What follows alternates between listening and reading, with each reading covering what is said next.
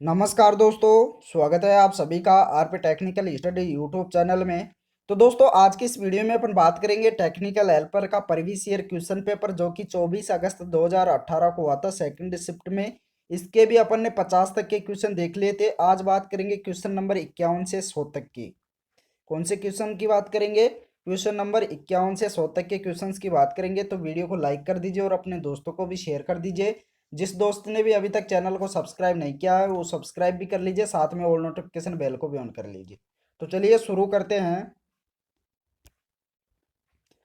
तो दोस्तों, question number 51 है, यदि एक संधारित्र प्रकार की पंखे की मोटर में कुंडल की कुल संख्या 16 है, तो प्रत्येक समूह में कुंडल की संख्या क्या होगी? प्रत्येक समूह में कुंडल की संख्या क्या होगी? तो ये बताना है। ऑप्शन दे रखा है 32 coil, 16 coil, 8 coil, 4 coil, 2 coil. तो दोस्तों, इसका करेक्ट आंसर हो जाएगा ऑप्शन नंबर सी। क्या हो जाएगा? 8 क्वाइल। प्रत्येक कुंडल में संख्या कितनी होगी? 8। तो राइट आंसर हो जाएगा ऑप्शन नंबर सी। अगला क्वेश्चन। दोस्तों, अगला क्वेश्चन दे रखा है, नीचे दिया गया चित्र निम्नलिखित में से कौन सा वक्र इंगित करता है? यह कौन सा वक्र इंगित करता है? ऑप्शन ए दे रखा है फ्लैट लूप नॉन ओवरलैप वक्र, बी दे रखा है स्क्रीन वक्र, सी दे रखा है पेंचदार कुंडल वक्र, सी डी दे रखा है एकल परत बास्केट वक्र, ई दे रखा है दोहरी परत बास्केट वक्र। तो दोस्तों, इसका करेक्ट आंसर हो जाएगा ऑप्शन नंबर सी, पेंचदार कुंडल वक्र। ये कौन सा वक्र दे रखा है? पेंचदार कुंडल वक्र, पेंचदार कुंडल वक्र। चलिए अगला क्वेश्चन।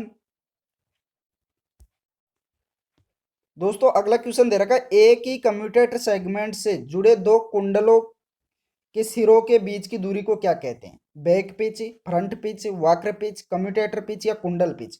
तो एक ही कम्यूटेटर सेगमेंट से जुड़े दो कुंडल सिरों के बीच की दूरी को क्या कहा जाता है? इंपॉर्टेंट क्वेश्चन है, जल्दी से बताइए इसका करेक्ट आंसर क्या होगा। तो दोस्तों, इसका राइट आंसर हो जाएगा option number B, front pitch कहा जाता है। उसे क्या कहा जाता है? Front pitch. Next question. अगला क्वेश्चन दे रखा है, यदि वक्र में कुंडल का समूह होता है और एक ही केंद्र होता है तो इस वक्र को क्या कहते हैं? इस वक्र को क्या कहते हैं? संकेंद्रित वक्र, केंद्रित वक्र, वितरित वक्र, स्किन वक्र, या इनमें से कोई नहीं? तो क्या कहा जाता है? मोस्ट इंपोर्टेंट क्वेश्चन है, जल्दी से बताइए क्या होगा इसका करेक्ट आंसर।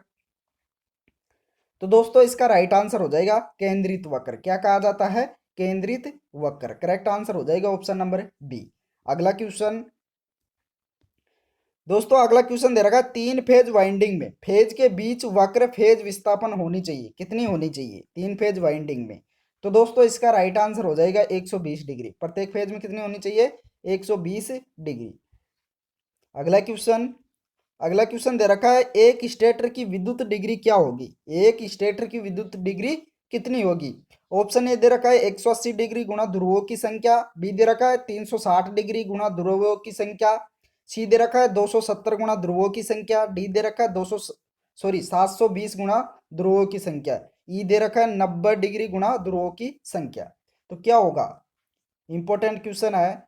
तो दोस्तों, इसका राइट आंसर हो जाएगा 180 डिग्री गुणा ध्रुवों की संख्या। राइट आंसर हो जाएगा ऑप्शन नंबर ये। अगला क्वेश्चन। दोस्तों, अगला क्वेश्चन दे रखा, हाफ वेव संशोधक को किसकी आवश्यकता होती है? किसकी आवश्यकता होती है? एक ब्रिज निर्माण में 4 डायोड की, ब्रिज निर्माण में धातु संशोधक की, सी दे रखा 2 डायोड की, ई दे रखा है ब्रिज निर्माण में 4 प्रतिरोधकों की, डी दे रखा है 1 डायोड की। चलिए बताओ क्या होगा इसका करेक्ट आंसर। इंपॉर्टेंट क्वेश्चन है। तो दोस्तों, एक हाफ वेव संशोधक में होना चाहिए 1 डायोड की आवश्यकता। कितनी होती है? 1 डायोड की आवश्यकता। करेक्ट आंसर हो जाएगा ऑप्शन नंबर डी। अगला क्वेश्चन। अगला क्वेश्चन दे रखा है, निम्नलिखित में से कौन सा उपकरण एसी पावर को डीसी पावर में परिवर्तित करता है? इनमें से कौन सा उपकरण है जो एसी को डीसी पावर में सब परिवर्तित कर देता है, कन्वर्ट कर देता है? अल्टरनेटर, जनित्र, संशोधक, ट्रांसफार्मर या ट्रांजिस्टर? चलो बताओ क्या होगा इसका करेक्ट आंसर। तो दोस्तों, इसका करेक्ट आंसर हो जाएगा संशोधक। इसे रेक्टिफायर भी कहते हैं। संशोधक का दूसरा नाम क्या है? रेक्टिफायर। तो करेक्ट आंसर हो जाएगा ऑप्शन नंबर सी। अगला क्वेश्चन। दोस्तों, अगला क्वेश्चन दे रखा है, डीसी जनित्र के कम्यूटेटर की सफाई के लिए निम्नलिखित में से कौन सा द्रव उपयोग किया जाता है? डीसी जनरेटर के कम्यूटेटर की जो सफाई की जाती है उसके लिए कौन सा द्रव उपयोग में लिया जाता है? आयोडीन, कार्बन टेट्रा क्लोराइड, तेल के साथ मिश्रित पेट्रोल, डी दे रखा है केरोसिन, ई दे रखा है इन सब। तो इनमें से कौन सा करेक्ट आंसर होगा? तो दोस्तों डीसी जनरेटर के कम्यूटेटर की सफाई के लिए कार्बन टेट्रा क्लोराइड का उपयोग किया जाता है। किसका उपयोग किया जाता है? कार्बन टेट्रा क्लोराइड का। अगला क्वेश्चन दे रखा है वोल्टेज स्टेबलाइजर का मूल कार्य क्या प्रदान करना है? स्टेबलाइजर होता है वोल्टेज स्टेबलाइजर, उसका मूल कार्य क्या है? लोड को स्थिर शक्ति की आपूर्ति, वोल्टेज को निरंतर आपूर्ति, सी दे रखा लोड को स्थिर विद्युत ऊर्जा की आपूर्ति, डी दे रखा लोड को स्थिर वोल्टेज की आपूर्ति, ई दे रखा है इनमें से कोई नहीं। तो क्या होगा इसका करेक्ट आंसर? तो दोस्तों इसका करेक्ट आंसर हो जाएगा वोल्टेज स्टेबलाइजर का मूल कार्य होता है लोड को स्थिर वोल्टेज की आपूर्ति प्रदान करना। राइट आंसर क्या हो जाएगा? Option number D. अगला क्वेश्चन दोस्तों, अगला क्वेश्चन दे रखा है यदि एक साइन तरंग एसी वोल्टेज का अधिकतम मान 10 वोल्टेज है तो इसका आरएमएस मान क्या होगा? इसका आरएमएस मान क्या होगा? अधिकतम मान 10 वोल्टेज है तो दोस्तों आरएमएस मान ज्ञात करने के लिए क्या करेंगे? आरएमएस मान का कितना होता है? 0.707। कितना होता है? 0.707। तो जब अधिकतम मान को इससे गुणा करेंगे, 0.707 गुणा 10 करेंगे तो आरएमएस का वैल्यू आ जाएगा। क्या आ जाएगा? आरएमएस का वैल्यू। तो कितना आ जाएगा? जब 10 से गुणा करेंगे तो यहाँ से जीरो को कैंसिल करेंगे तो यहाँ पॉइंट आ जाएगा, अर्थात यहाँ आ जाएगा 7.07, अर्थात इसका करेक्ट आंसर हो जाएगा option number B. Correct answer क्या हो जाएगा? Option number B. अगला क्वेश्चन दे रखा है वार्ड लियोनार्ड नियंत्रण मूल रूप से एक खालिस्तान नियंत्रण विधि है। ऑप्शन दे रखा है क्षेत्र प्रतिरोध, बी दे रखा है आर्मेचर प्रतिरोध, सी दे रखा है आर्मेचर वोल्टेज, डी दे रखा है फील्ड डाइवर्टर, ई दे रखा है इनमें से कोई नहीं। तो वार्ड लियोनार्ड नियंत्रण मूल रूप से क्या नियंत्रित करने वाली विधि है? इंपॉर्टेंट क्वेश्चन है। तो दोस्तों इसका करेक्ट आंसर हो जाएगा ऑप्शन नंबर सी। क्या हो जाएगा? आर्मेचर वोल्टेज नियंत्रण विधि है। वार्ड लियोनार्ड नियंत्रण मूल रूप से क्या है? आर्मेचर वोल्टेज नियंत्रण विधि। तो करेक्ट आंसर होगा ऑप्शन नंबर सी। अगला क्वेश्चन दे रखा है इनमें से कौन जनरेटर का इस्तेमाल आर्क वेल्डिंग में किया जाता है? इनमें से कौन से जनरेटर का इस्तेमाल आर्क वेल्डिंग में किया जाता है? ऑप्शन ए दे रखा शंट जनरेटर, बी दे रखा सीरीज जनरेटर, सी दे रखा कम्युलेटिव कंपाउंड जनरेटर, डी दे रखा डिफरेंशियल कंपाउंड जनरेटर, ई दे रखा ए और बी दोनों। तो दोस्तों इसका राइट आंसर हो जाएगा option number D. Differential compound generator का उपयोग आर्क वेल्डिंग में किया जाता है। राइट आंसर हो जाएगा ऑप्शन नंबर डी। अगला क्वेश्चन दोस्तों, अगला क्वेश्चन दे रखा है एक शंट जनरेटर 1000 आरपीएम की रफ्तार से चल रहा है। अगर फ्लक्स को आधा कर दिया जाता है तो नई रफ्तार क्या होगी? गति नई क्या होगी? जब एक शंट जनरेटर 1000 आरपीएम की गति से चल रहा है, अगर फ्लक्स को आधा कर दिया जाए तो रफ्तार क्या हो जाएगी? दोगुनी हो जाएगी, क्योंकि फ्लक्स व गति एक दूसरे के क्या होता है? विलोमानुपाती होती है।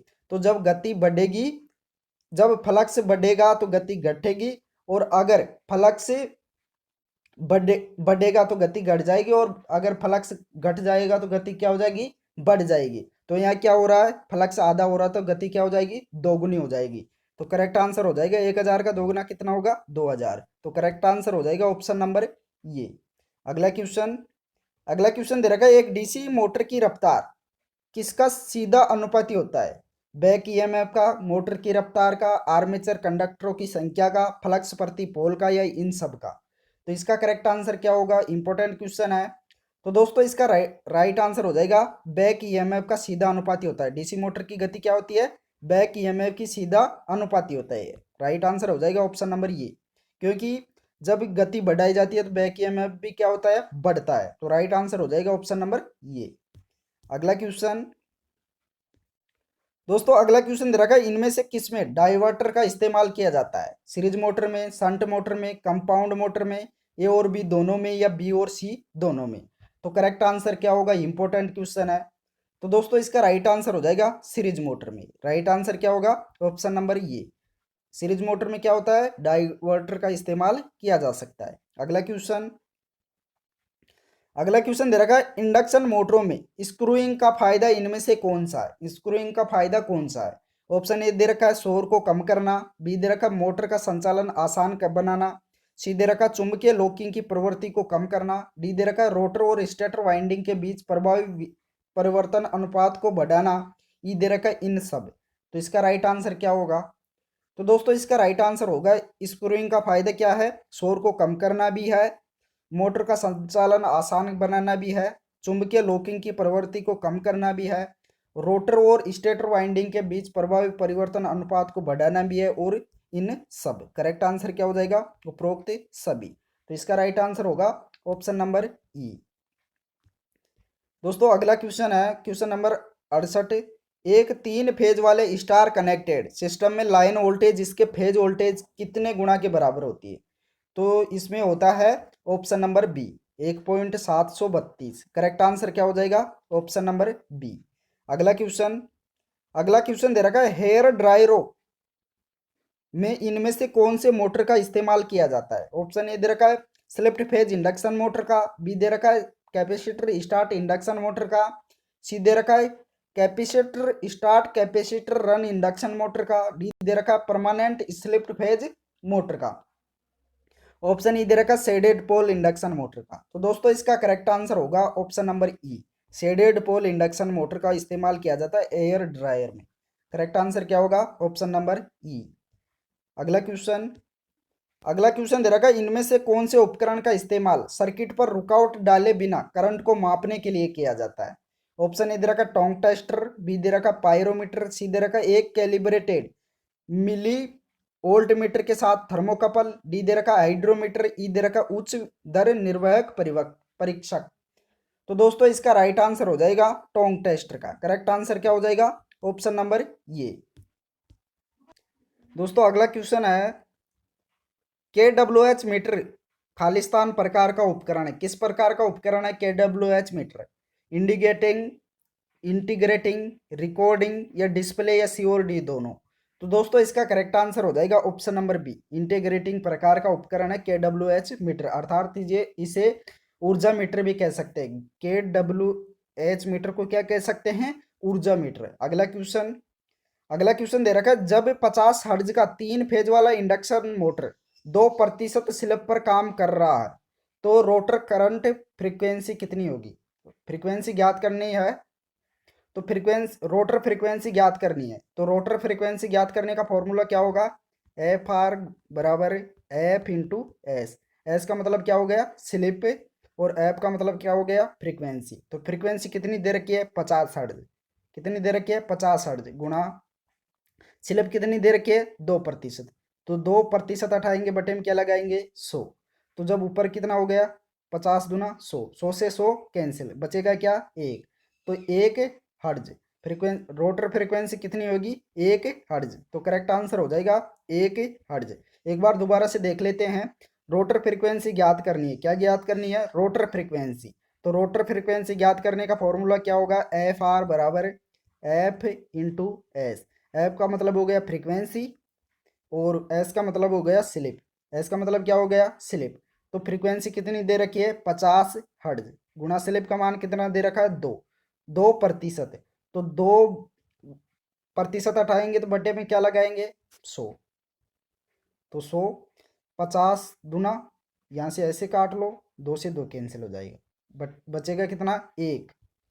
कितनी बार जाएगा, एक बार। तो 1 हर्ट्ज, प्रतिशत नहीं, हर्ट्ज। फ्रीक्वेंसी का मान कितना आ जाएगा, 1 हर्ट्ज। तो इसका करेक्ट आंसर हो जाएगा ऑप्शन नंबर ये। अगला क्वेश्चन दोस्तों अगला क्वेश्चन दे रखा है इनमें से कौन सी धातु का इस्तेमाल एडी करंट डिस्क में किया जाता है। एल्यूमिनियम का, पांचपर ब्रोंज का, लोहा का, चांदी का, या तो सी या डी का। तो कौन सी धातु का इस्तेमाल किया जाता है, इंपॉर्टेंट क्वेश्चन है। तो दोस्तों इसका राइट आंसर हो जाएगा एल्यूमिनियम का। एडी करंट डिस्क में किसका किया जाता है, एल्यूमिनियम का। तो इसका राइट आंसर हो जाएगा ऑप्शन नंबर ये। अगला क्वेश्चन इनमें से किस प्रकार के भार में शून्य पावर फैक्टर होता है। इनमें से किस प्रकार के लोड में शून्य पावर फैक्टर होता है। शुद्ध संधारित्रता भार, शुद्ध प्रेरित्रता भार, ए और बी दोनों, या केवल प्रतिरोधी भार, या ए और डी दोनों। तो करेक्ट आंसर क्या होगा, फटाफट से कमेंट करके बताइए क्या होगा। तो दोस्तों इसका राइट आंसर हो जाएगा ए और बी दोनों, अर्थात शुद्ध संधारित्र भार व प्रेरित्र भार। करेक्ट आंसर हो जाएगा ऑप्शन नंबर सी। अगला क्वेश्चन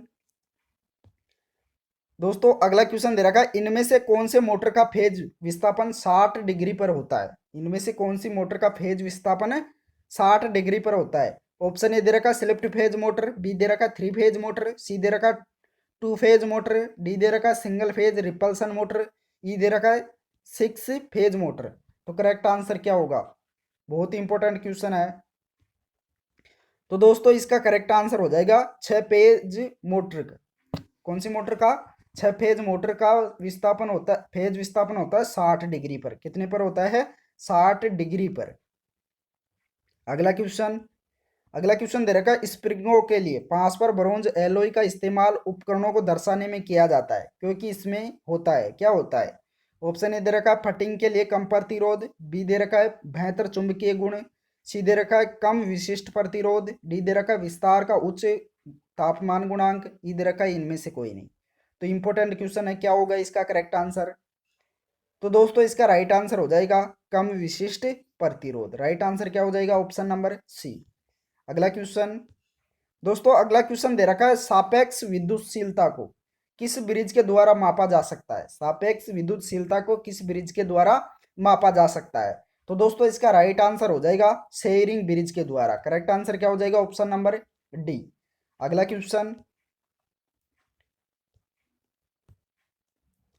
दोस्तों, अगला क्वेश्चन दे रखा है, मुख्य रूप से मानवीय गलतियों के कारण होने वाली त्रुटियां कौन सी है? उन त्रुटियों को किस नाम से जाना जाता है? सकल त्रुटियां, उपकरण संबंधित त्रुटियां, प्रेक्षीय त्रुटियां, सिस्टमेटिक त्रुटियां या पर्यावरणीय त्रुटियां? तो कौन सी त्रुटियों के नाम से जाना जाता है जो मानवीय गलतियों के कारण होती है? इंपॉर्टेंट क्वेश्चन है। तो दोस्तों इसका राइट आंसर हो जाएगा सकल त्रुटियों के नाम से। करेक्ट आंसर क्या हो जाएगा? ऑप्शन नंबर ये। अगला क्वेश्चन, लेड एसिड बैटरी की स्थिति क्या है अगर हाइड्रोमीटर के विशिष्ट गुरुत्व का पठन 1.22 दिखाता है? एक लेड एसिड बैटरी की स्थिति क्या होगी जब उसका विशिष्ट गुरुत्व का पठन क्या दिखाएगा? 1.22। ऑप्शन ए दे रखा फुल चार्ज, बी दे रखा 60% चार्ज, सी दे रखा तुरंत चार्ज, डी दे रखा है 40% चार्ज, ई दे रखा डिस्चार्ज हो गया। करेक्ट आंसर कौन सा होगा? Option number B, 60% charge. Correct answer क्या हो जाएगा? Option number B. अगला क्वेश्चन दोस्तों, अगला क्वेश्चन दे रखा है, खालिस्तान वह विद्युत चुंबकीय डिवाइस है जिसका इस्तेमाल किसी आर्मेचर में ग्राउंडेड सर्किट, ग्राउंडेड सॉर्टेड और ओपन कॉइल का पता लगाने और ढूंढने में किया जाता है। ऑप्शन ए दे रखा है एक्सटर्नल ग्राउलर, बी दे रखा है इंटरनल ग्राउलर, सी दे रखा मैगर, डी दे रखा मल्टीमीटर, ई दे रखा हाइड्रोमीटर। तो कौन सा करेक्ट आंसर होगा? तो दोस्तों इसका राइट आंसर हो जाएगा एक्सटर्नल ग्राउलर। करेक्ट आंसर क्या हो जाएगा? ऑप्शन नंबर ये। अगला क्वेश्चन, अगला क्वेश्चन दे रखा है, ताप युग्म का उपयोग करते हुए वोल्टमीटर का मापन करता है, कौन करता है? शिखर मान, आरएमएस मान, औसत मान, शिखर से शिखर तक का मान, सी और डी दोनों। तो बताइए क्या होगा इसका करेक्ट आंसर? इसका करेक्ट आंसर क्या होगा? तो दोस्तों इसका करेक्ट आंसर हो जाएगा ऑप्शन नंबर बी, आरएमएस मान। करेक्ट आंसर क्या हो जाएगा? Option number B. अगला क्वेश्चन,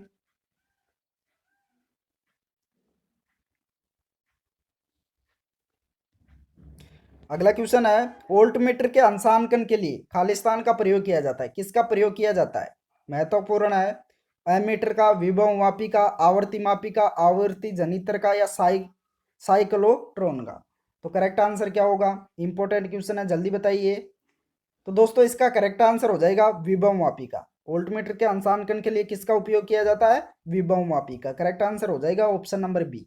अगला क्वेश्चन, अगला क्वेश्चन दे रखा, फ्यूजिंग कारक को खालिस्तान के बीच अनुपात के रूप में परिभाषित किया जाता है। ऑप्शन ए दे रखा है अधिकतम फ्यूजिंग विद्युत धारा और रेटेड वोल्टता, बी दे रखा है अधिकतम फ्यूजिंग विद्युत धारा और रेटेड विद्युत धारा, सी दे रखा है न्यूनतम फ्यूजिंग विद्युत धारा और रेटेड विद्युत धारा, डी दे रखा है न्यूनतम फ्यूजिंग विद्युत धारा और रेटेड वोल्टता, ई दे रखा है रेटेड वोल्टता और न्यूनतम फ्यूजिंग विद्युत धारा। तो कौन सा करेक्ट आंसर हो जाएगा? तो दोस्तों इसका करेक्ट आंसर हो जाएगा न्यूनतम फ्यूजिंग विद्युत धारा और रेटेड वोल्टता। करेक्ट आंसर क्या हो जाएगा? Option number D. अगला क्वेश्चन, दोस्तों अगला क्वेश्चन है, शैथिल्य यानी खालिस्तान पर निर्भर करेगी। शैथिल्य यानी किस पर निर्भर करेगी? पदार्थ के आयतन पर, पदार्थ के वर्ग पर, आवृत्ति पर, अभिवाह घनत्व पर, या इनमें से कोई नहीं, सॉरी इन सब। तो करेक्ट आंसर क्या होगा? तो दोस्तों इसका करेक्ट आंसर हो जाएगा पदार्थ के आयतन पर भी करेगी, पदार्थ के वर्ग पर भी करेगी, आवृत्ति पर भी करेगी, व फ्लक्स घनत्व पर भी करेगी। तो शैथिल्य किन पर करेगी? उपरोक्त सभी पर। तो इसका करेक्ट आंसर क्या हो जाएगा? ऑप्शन नंबर ई। अगला क्वेश्चन, यदि एक डीसी मशीन में कुंडलियां बेहतर संख्या का उपयोग किया जाता है तो दिक् परिवर्तक खंडों की आवश्यक संख्या क्या होगी? कुंडलियों की संख्या कितनी है? बेहतर है, तो दिक् परिवर्तक अर्थात कम्यूटेटर खंडों की संख्या कितनी होगी? तो दोस्तों कुंडलियों की संख्या व कम्यूटेटर खंडों की संख्या क्या होती है? बराबर होती है। डीसी मशीन में क्या होती है? बराबर होती है। तो इसका करेक्ट आंसर भी क्या हो जाएगा? 72। करेक्ट आंसर क्या हो जाएगा? कम्यूटेटर खंडों की संख्या कितनी होगी? 72। तो इसका राइट आंसर हो जाएगा ऑप्शन नंबर सी। अगला क्वेश्चन, दोस्तों अगला क्वेश्चन दे रखा है, डीसी मशीन में मुख्य क्षेत्र अभिवाह वितरण का आकार क्या है? त्रिकोणीय, समलंबाकार, सैडल आकार, नुकीली प्रकृति वाला, परवलयिक। तो करेक्ट आंसर क्या होगा? राइट आंसर बताना है, फटाफट से बताइए क्या होगा। तो दोस्तों इसका करेक्ट आंसर हो जाएगा समलंबाकार। करेक्ट आंसर क्या होगा? Option number B. अगला क्वेश्चन, निम्नलिखित मोटरों में से किसमें ऋणात्मक गति विनियमन होती है? शंट मोटर में, सरणि मोटर में, डिफरेंशियल कंपाउंड मोटर में, बी और सी दोनों में, या ए और बी दोनों में? तो किसमें ऋणात्मक गति विनियमन होती है? इंपॉर्टेंट क्वेश्चन है। तो इसका करेक्ट आंसर हो जाएगा differential compound motor. Correct answer क्या होगा? Option number C. अगला क्वेश्चन, अगला क्वेश्चन दे रखा, निम्नलिखित में से क्या मशीन की घूर्णी हानियों का प्रतिनिधित्व करता है? भंवरधार हानियां, शैथिल्य हानियां, घर्षण और वायु घर्षण हानियां, घूमने वाली हानियां, या इनमें से कोई नहीं? इंपॉर्टेंट क्वेश्चन है, जल्दी बताइए। तो इसका करेक्ट आंसर हो जाएगा घर्षण और वायु घर्षण हानियों पर का प्रतिनिधित्व करता है। करेक्ट आंसर क्या हो जाएगा? Option number C. अगला क्वेश्चन, पूर्ण भार स्थिति के तहत निम्नलिखित में से कौन से परीक्षण किए जाते हैं? पूर्ण भार स्थिति के तहत कौन से परीक्षण किए जाते हैं? हॉपकिंसन परीक्षण, स्विनबर्न परीक्षण, संपनर परीक्षण, ए और बी दोनों, या ए और सी दोनों? तो करेक्ट आंसर क्या होगा? तो दोस्तों इसका करेक्ट आंसर हो जाएगा हॉपकिंसन परीक्षण व संपनर परीक्षण। करेक्ट आंसर क्या हो जाएगा? ऑप्शन नंबर ई। क्या हो जाएगा? ऑप्शन नंबर ई।